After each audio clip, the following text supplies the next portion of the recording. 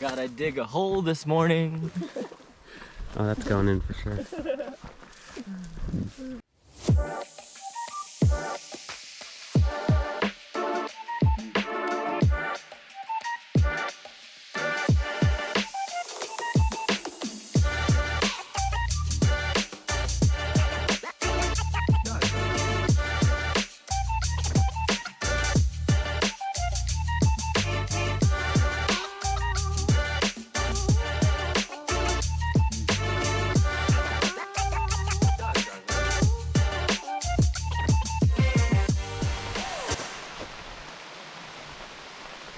The mountains were towering, the forests were green, and the rivers were rushing. We had walked our way into Washington. Yeah, buddy. What once seemed like an insurmountable distance to cover was mostly behind us, and the final few hundred miles proved to be my favorite on trail. Washington was a wonder. It had everything a couple of dirty hikers could dream of. The majority of my little group had reunited. Plus, one wonderful new addition.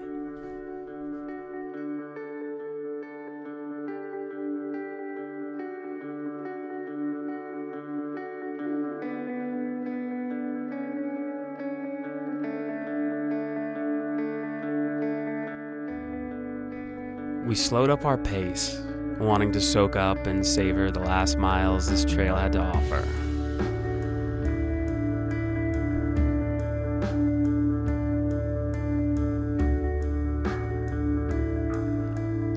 We made much more time in our days to relax and enjoy the little moments, to spend the valuable time together we knew was running out with each passing footstep. We swam in the icy blue lakes and soaked up the hot summer sun. We took in the views, and of course, we picked the bountiful berry harvest that colored the sides of the trail.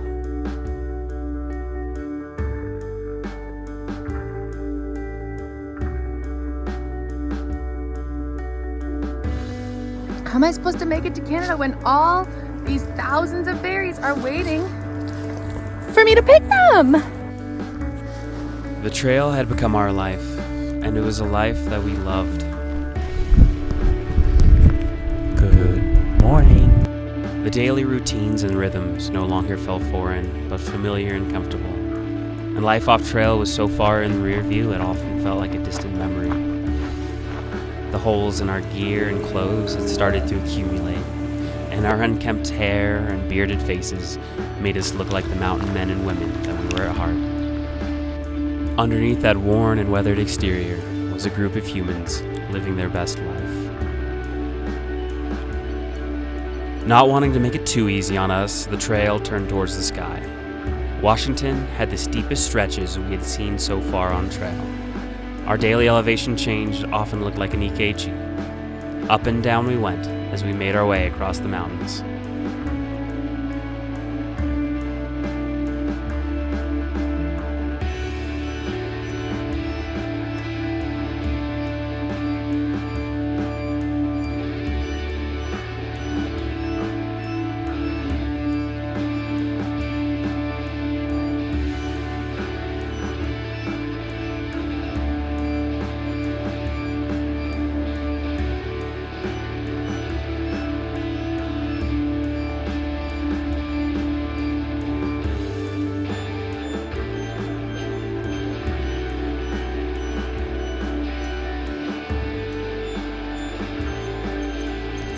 We talked and laughed till there was tears in our eyes as we reminisced about the months and the miles.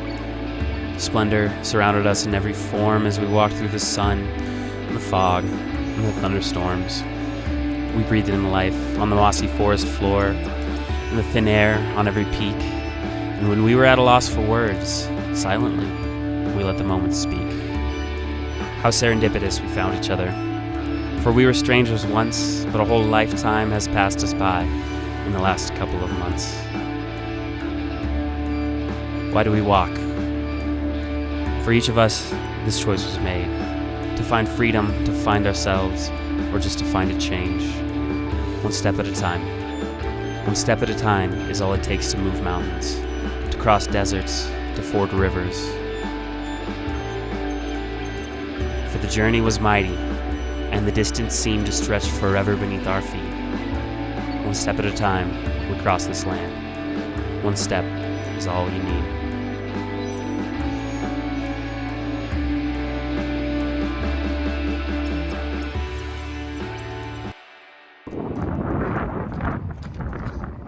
News of wildfires near the Canadian border reached our ears, and views of pyrocumulus clouds confirmed our fears. After walking on an unbroken footpath for around 2,620 miles, the trail said we could go no further. Just a few miles from Harts Pass, around 30 miles from the border, we got the news that fires were spreading quickly and the PCT was closed to all hikers. North of that, that's where they're concerned about these two fires overtaking the trail. We've got a fire here, a fire here, a fire here, here, and up in Manning Park in Canada. We were in shock. So close to finishing the ultimate goal, and now stuck in a state of limbo. Emotions ran strong, and tears graced the eyes of many hikers.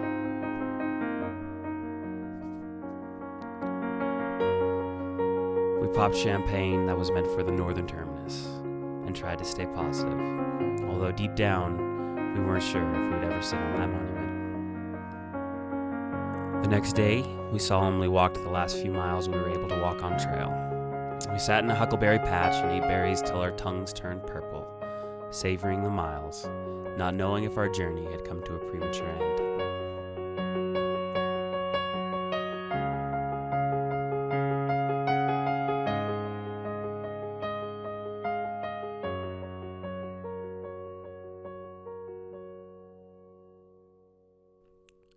Stubbs and her family owned a cabin in Mazama, a small town at the base of Harts Pass, where we were able to spend the next few days recovering and planning on what we could do next.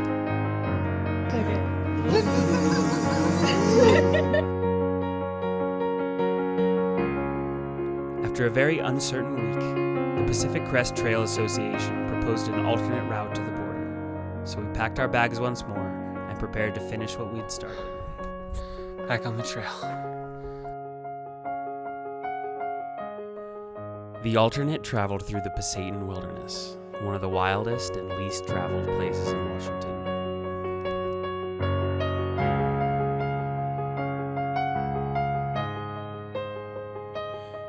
After one last day of hiking in the rain, surrounded by colorful autumnal brilliance, we reached the Canadian border.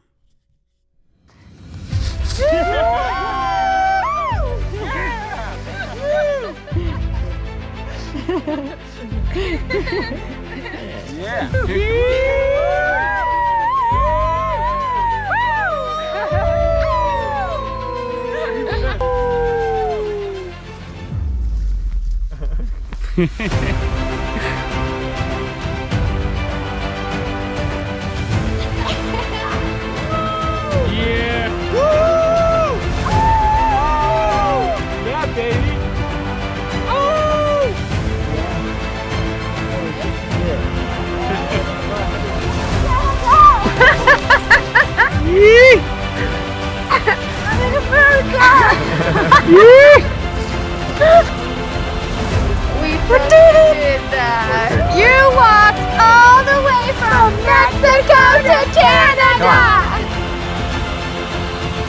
Did it. You did. So, whatever. Whatever. Ain't no thing. It's whatever. Ain't no big. Okay. Yeah, girl.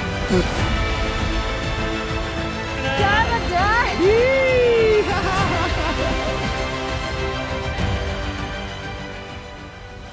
We were met with wolves howling as the sky seemed to celebrate with us. Lightning like fireworks and a booming, thunderous applause. We had made it across the entire United States of America and felt on top of the world. Although it was not the traditional ending, it was our own unique ending, and the pouring rain couldn't dampen our moods or wash the smiles off our faces.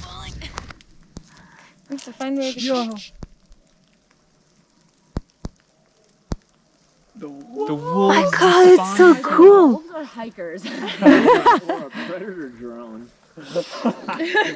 You guys, this is so much fucking cooler than any fucking northern territory.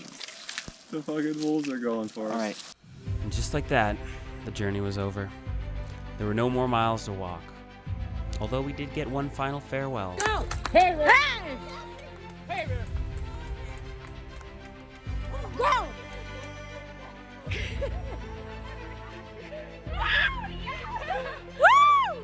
How do you summarize an adventure of this magnitude? How do you put into words the feelings and emotions that come with taking those final steps, and each step that led you there?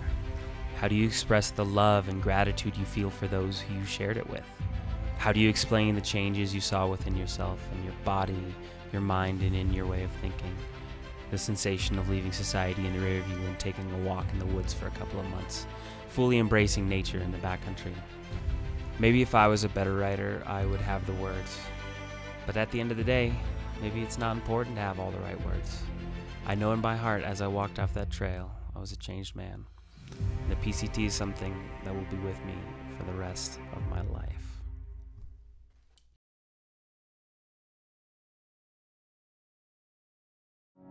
And I'm happy, nothing's going to stop me. I'm making my way home, I'm making my way. I go solo, oh I go solo. I'm making my way home, I'm